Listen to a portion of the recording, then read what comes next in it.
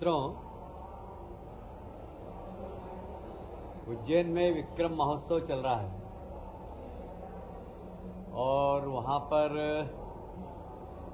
एक सम्राट विक्रमादित्य के ऊपर महानाटिका 12, 13, 14 अप्रैल को दिल्ली में आयोजित की जा रही है।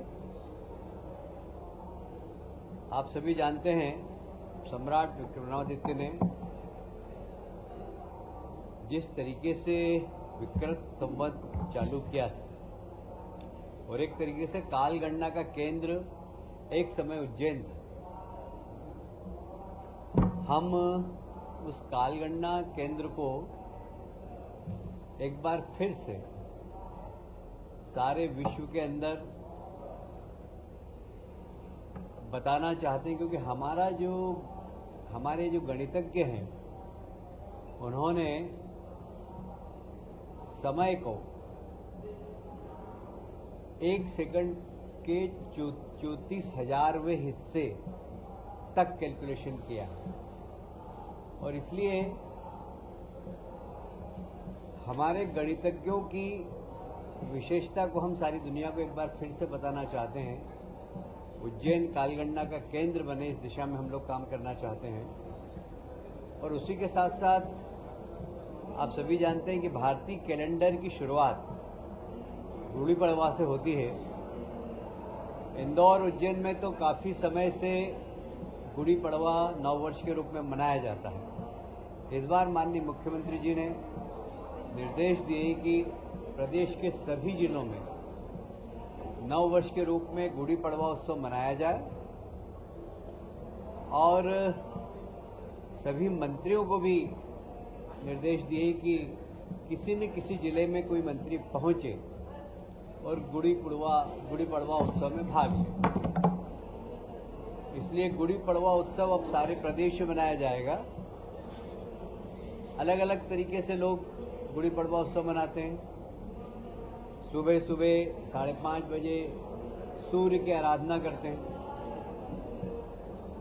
गुड़ धना ये खिलाया जाता है। हमारे आयुर्वेद में ऐसा कहा गया है कि गुड़ी पड़वा को नीम की कोमल पत्ती खाने से वर्ष भर आप बीमार नहीं होते। तो हमारी आयुर्वेदिक परंपरा की जो परिपाटी है, यदि आपने गुड़ी पड़वा के दिन नीम की कोमल 5 पत्तियां खाई तो वर्ष भर आप स्वस्थ रहेंगे, ऐसी मान्यता है। तो हम इस परंपरा को फिर से प्रारंभ करके लोग स्वस्थ रहें, इस दिशा में गुड़ धनिये के साथ साथ नीम की कोमल पत्ती भी ग्रहण करें, ये आग्रह करेंगे। मुझे इस बात का बहुत गर्व है कि हमारे माननीय मुख्यमंत्री जी के बहुत सिंसियर प्रयास से तो GIA से वो अपनी सफलता की शुरुआत कर रहा है। और जैसा कि पहले बताया गया था कि सभी प्रमुख सचिव जिनके यहाँ MOU हुए हैं वो साप्ताहिक उसकी प्रगति का अध्ययन करें और रिपोर्ट माननीय मुख्य सचिव को दें।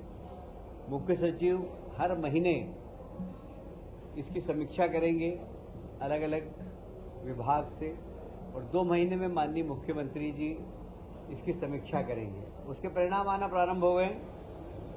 अभी 21 मार्च को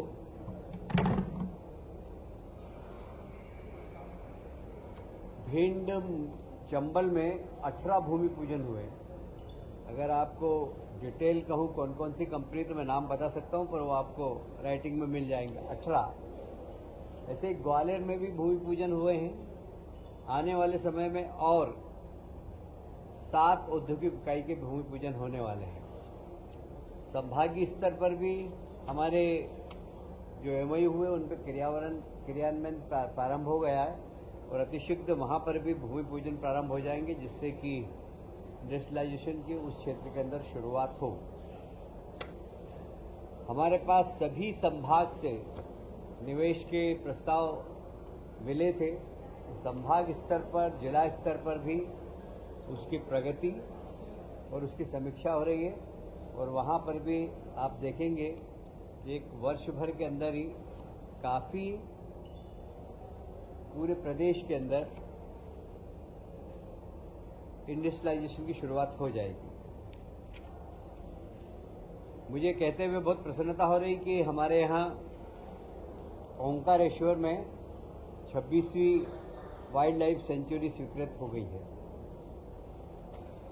हमें ये कहते हुए बहुत प्रसन्नता हो रही है कि इस वाइल्ड लाइफ में जितना भी वन क्षेत्र है वहाँ पर कोई भी वनग्राम नहीं है, इसलिए किसी प्रकार की कोई परेशानी नहीं है। लगभग 614 वर्ग किलोमीटर प्रदेश 614 किलोमीटर की ये वर्ग मीटर की वन सेंचुरी है ये, और ये 26वीं वाइल्ड लाइफ सेंचुरी होगी, जिसका कि देश में सर्वाधिक वन सेंचुरी बनाने का जो एक रिकॉर्ड है वो मध्य प्रदेश के नाम है। माननीय मुख्यमंत्री जी ने निर्देश दिए, गर्मी प्रारंभ हो गई है, इसलिए सभी माननीय मंत्रीगण अपने अपने प्रभार के जिले में पानी की व्यवस्था को देखें, लोगों को पीने का पानी मिले, पशुओं को पीने का पानी मिले और समाज के अंदर इस प्रकार का वातावरण बने कि पक्षियों के लिए भी लोग पानी की व्यवस्था करें। मैं समझता हूँ इतना बारीक कोई मुख्यमंत्री सोचता नहीं है कि पशुओं के पानी की भी चिंता करे और पक्षियों के पानी की भी चिंता करे। आज कैबिनेट में माननीय मुख्यमंत्री जी ने सभी माननीय कैबिनेट मंत्रियों से आग्रह किया है।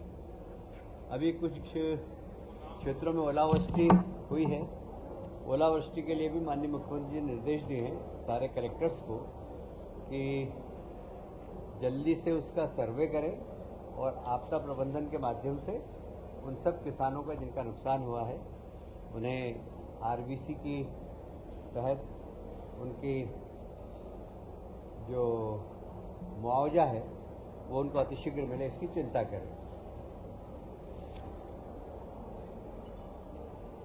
जैसा कि मैंने पहले बताया था आपको कि हम आत्मनिर्भर नगर निगम और नगर पालिका बनाने के लिए प्रयासरत हैं और हमने ये भी अध्ययन किया कि सबसे बड़ा खर्चा अगर नगर पालिका नगर निगम का है तो पहले तनख्वाह का, दूसरा पेयजल के बिल का, बिजली के बिल का।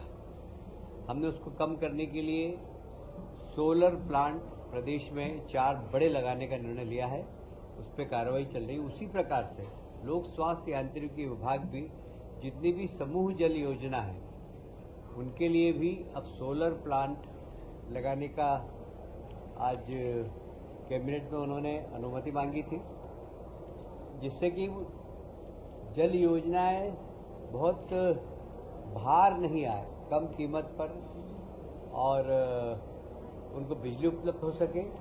यदि सरप्लस बिजली हो तो वो विद्युत मंडल खरीद सके, तो मतलब बिजली बेचने वाला भी समूह योजना हो सके, ऐसे उन्होंने कैबिनेट में अनुमति मांगी है। आज वो अनुमति उनको प्रदान कर दी गई है। एक बहुत ही अच्छा निर्णय और हुआ है। आप सभी जानते हैं कि हमारा जो खजुराहो है वो यूनेस्को में वर्ल्ड हेरिटेज की सूची में है। वहाँ पर होटल इंडस्ट्री और रुचि ले रही है क्योंकि वहाँ पर पर्यटकों की संख्या बढ़ती जा रही है। पिछले 3-4 वर्षों में वहाँ पर पर्यटकों की संख्या लगभग डबल हो गई है और इसलिए वहाँ अच्छी होटल्स और बने।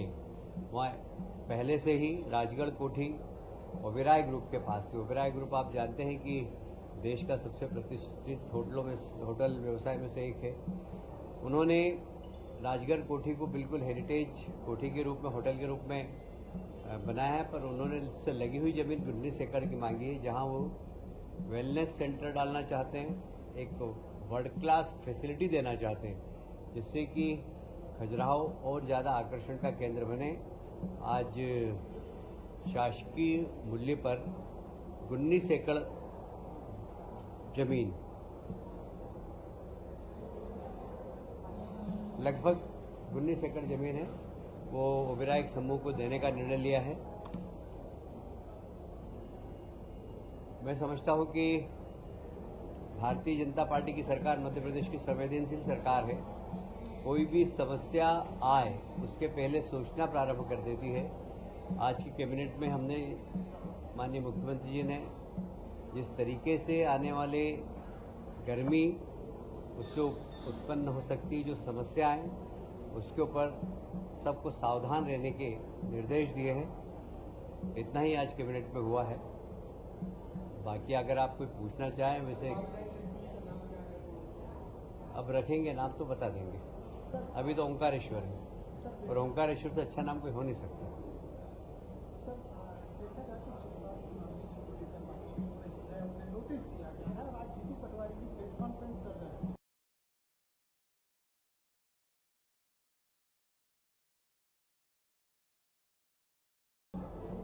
देखिए, भारतीय जनता पार्टी जीतू पटवारी जी के इशारे पर थोड़ी चलेगी।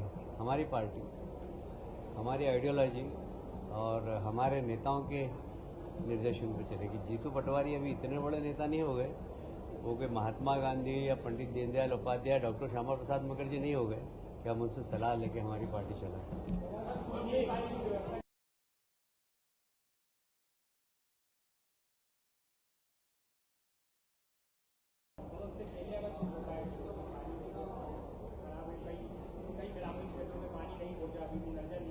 मैंने पहले ही बता दिया कि मुख्यमंत्री ने निर्देश दिए हैं कि पूरे जिले में जाकर लोगों के पास जल पानी पहुंचे, उसकी समीक्षा करें। जहां पानी कम हो टैंकर की व्यवस्था करें।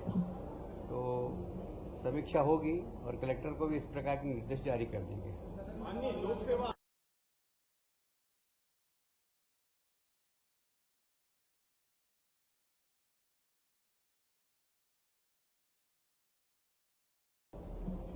देखिए, इसके बारे में मैं अभी अपडेट नहीं हूँ, इसलिए इस बारे में कोई जानकारी नहीं दे सकता।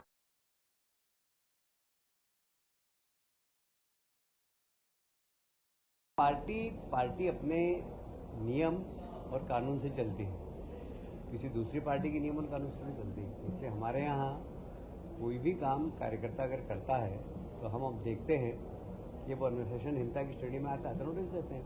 अब इसमें बाकी दल को कोई प्रश्न उठाने का कोई सवाल ही नहीं है।